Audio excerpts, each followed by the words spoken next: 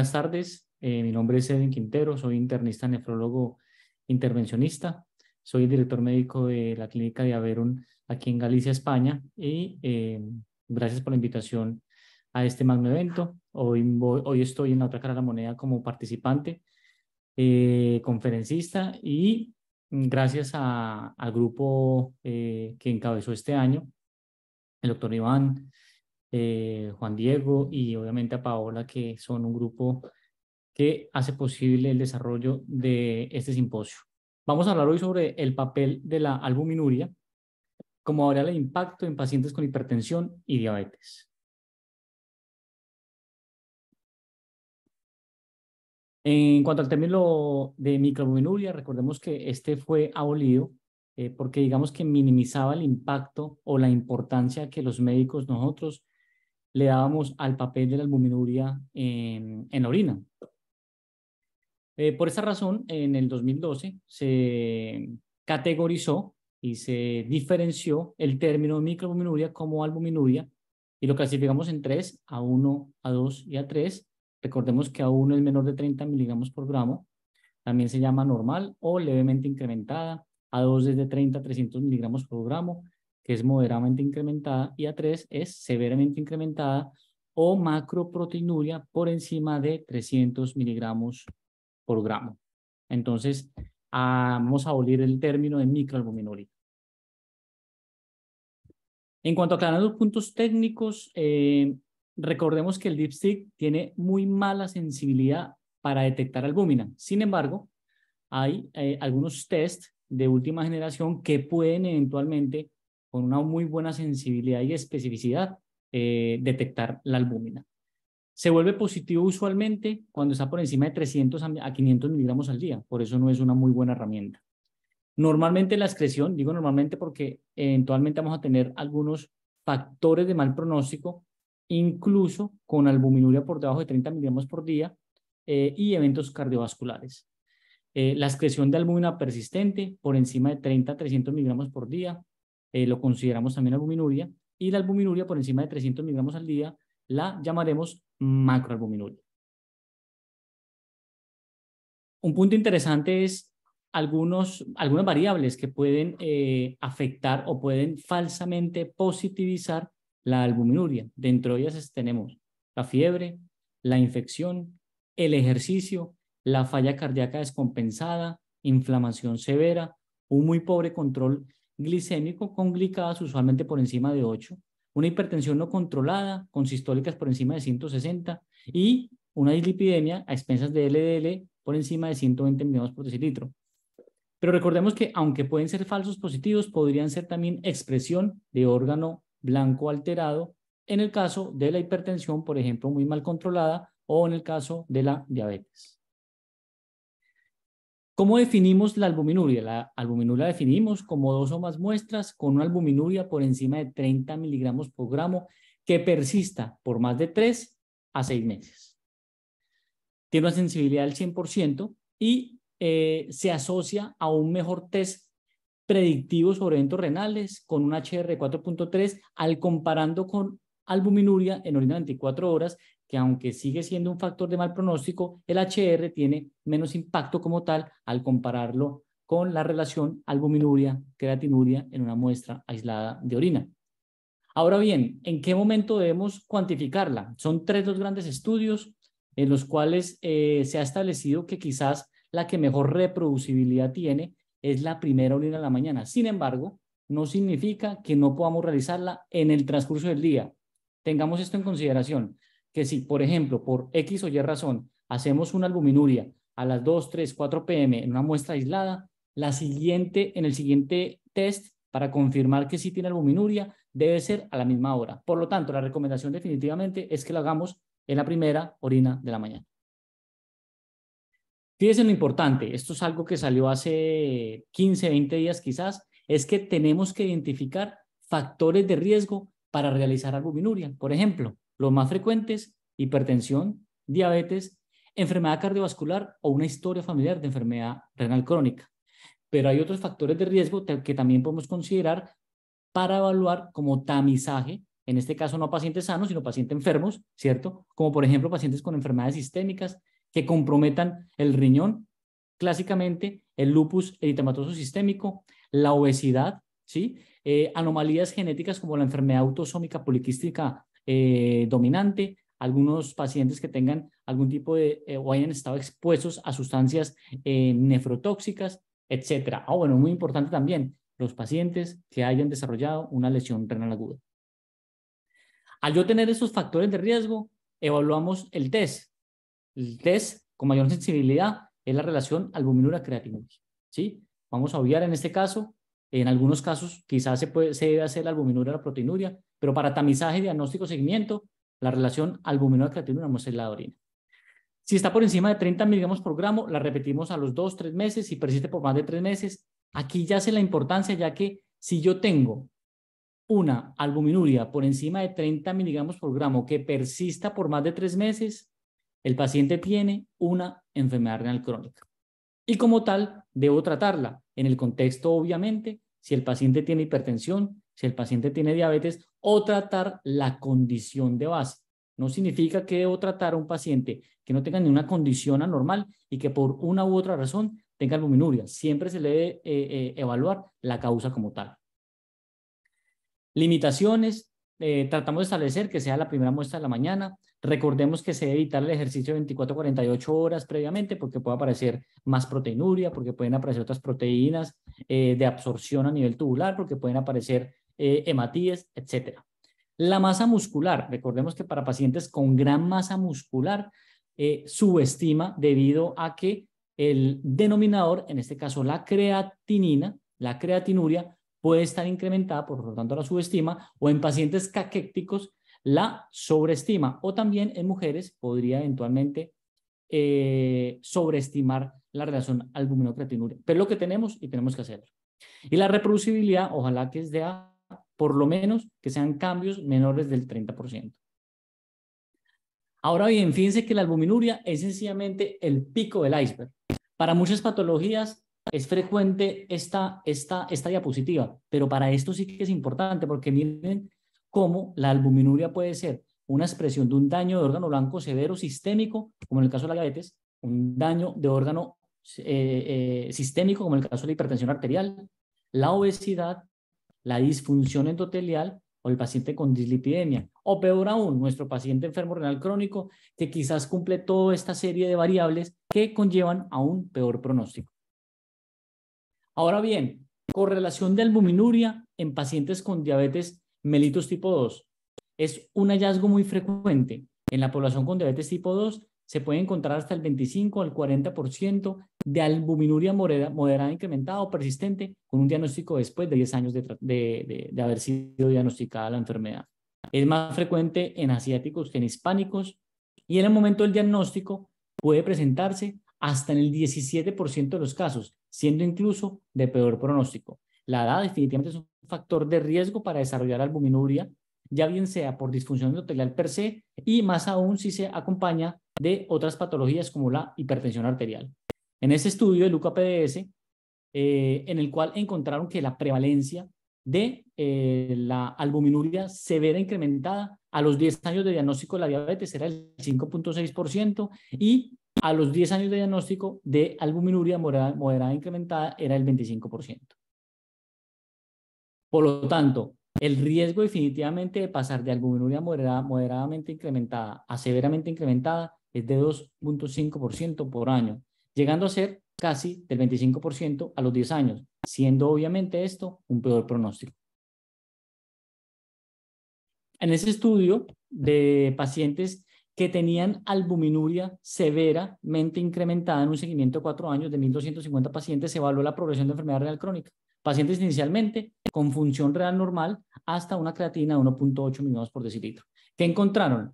Los pacientes, fíjense que tenían una hiperfunción, estaban hiperfiltrando 143 ese minuto, con diagnóstico de nuevo tenían un riesgo de una disminución al menos del 18% en los siguientes 4 años de la filtración glomerular. Ahora bien, si yo tenía hiperfiltración asociada a una albuminuria moderadamente incrementada, se caía un 21% la filtración glomerular. Y peor aún, si tenía una normofunción o leve hiperfiltración, pero con albuminuria severamente incrementada, el riesgo de deterioro de la función renal era del 35%.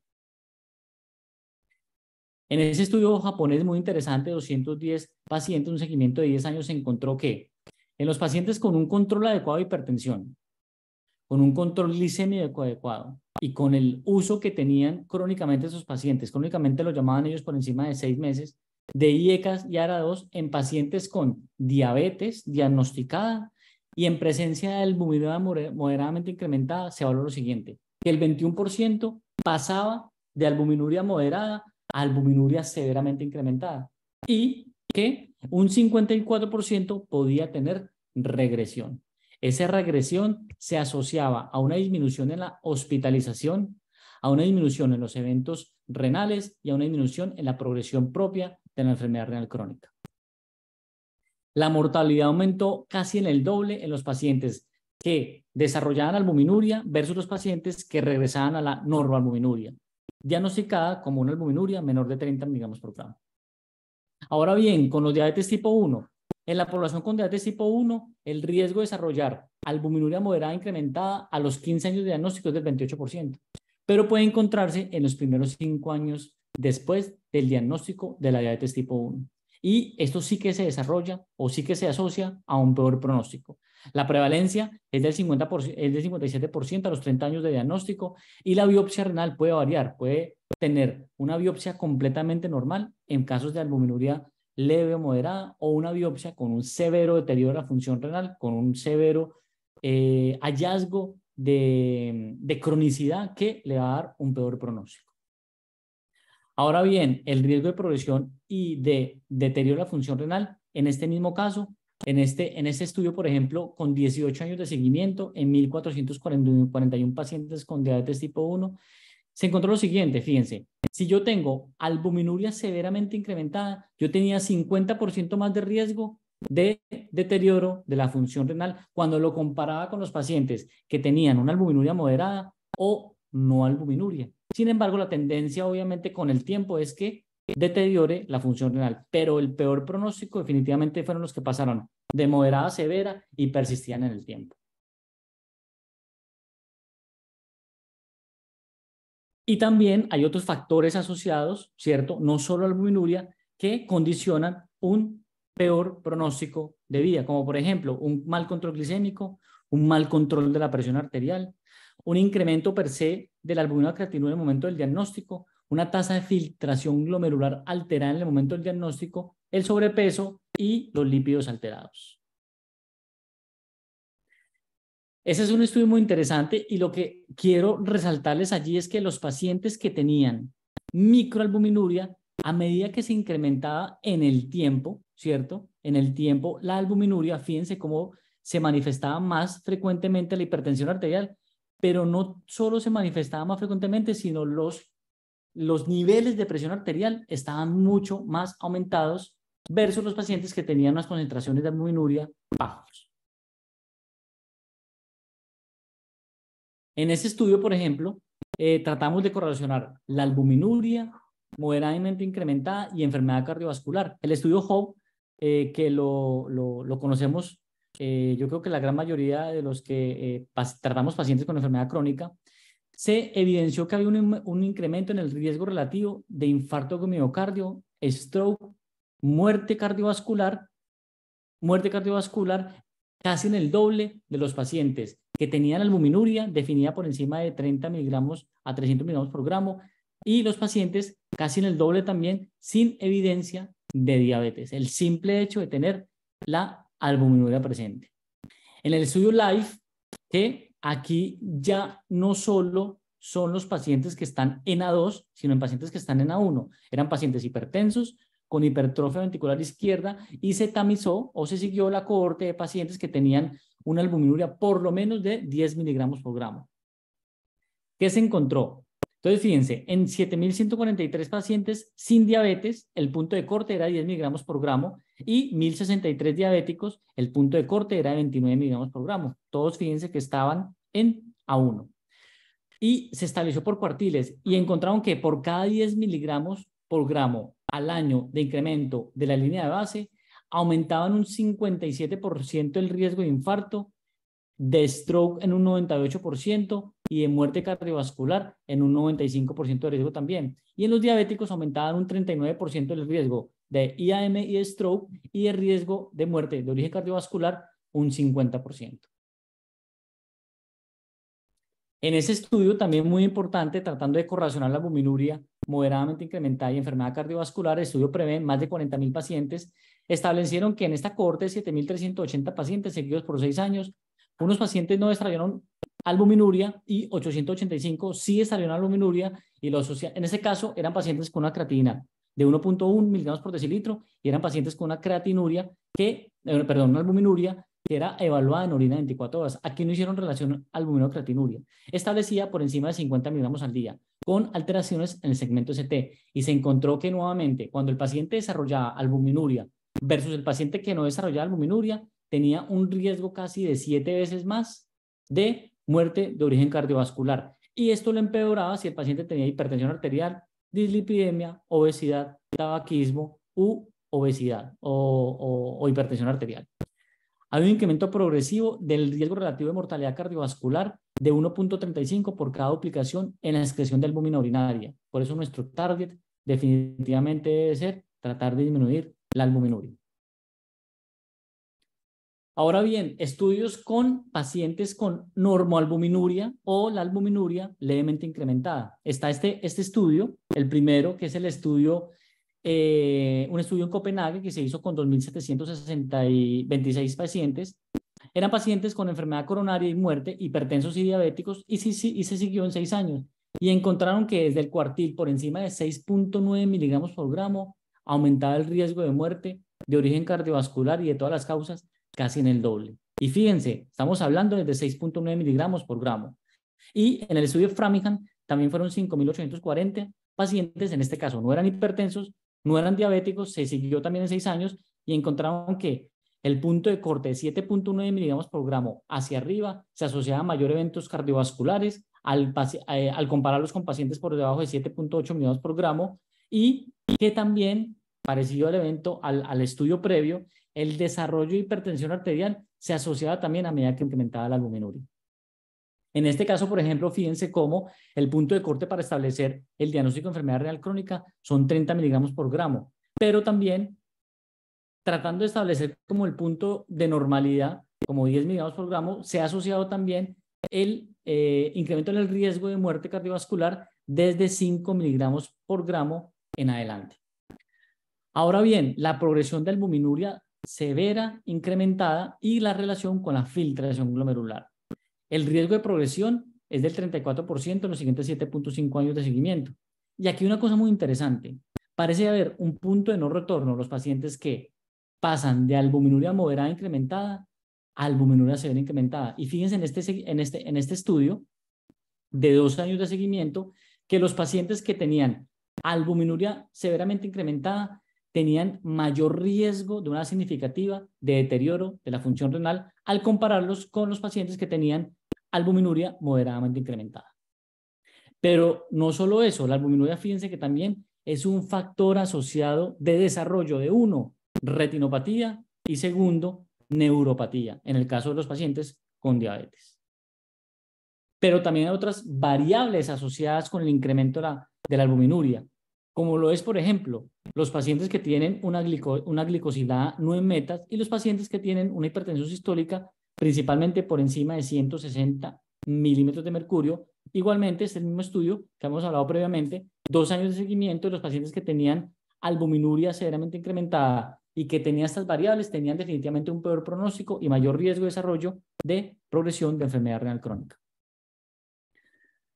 Por lo tanto, mensajes para casa y poner en práctica. 1. La relación albuminuria-creatinuria es el test indicado como método de cribado. Ojo con las variables que alteran la reproducibilidad del test. La albuminuria-creatinuria por encima de 30 miligramos por gramo que persista por encima de 3 meses es indicativo de enfermedad renal crónica.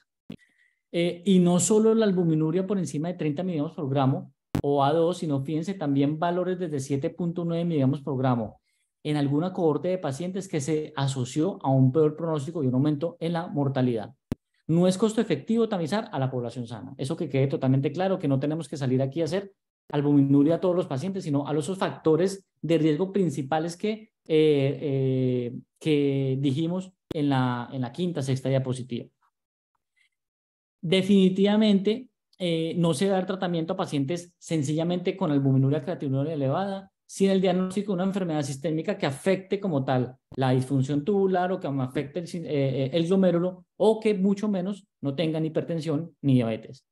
El riesgo de evolución a albuminuria severamente incrementada es algo claro y que tiene un peor pronóstico y en muchos estudios lo consideran como el punto de no retorno. Y recordar que existe también la enfermedad renal no albuminúrica, como lo es el caso del fenotipo en los pacientes de los diabéticos tipo 1 hasta en el 7 a 24% de los casos y en el 35 a 59% de los casos de diabetes tipo 2 que puedo tener un compromiso en la función renal sin que necesariamente haya presentado previamente albuminuria severa y previamente albuminuria moderada.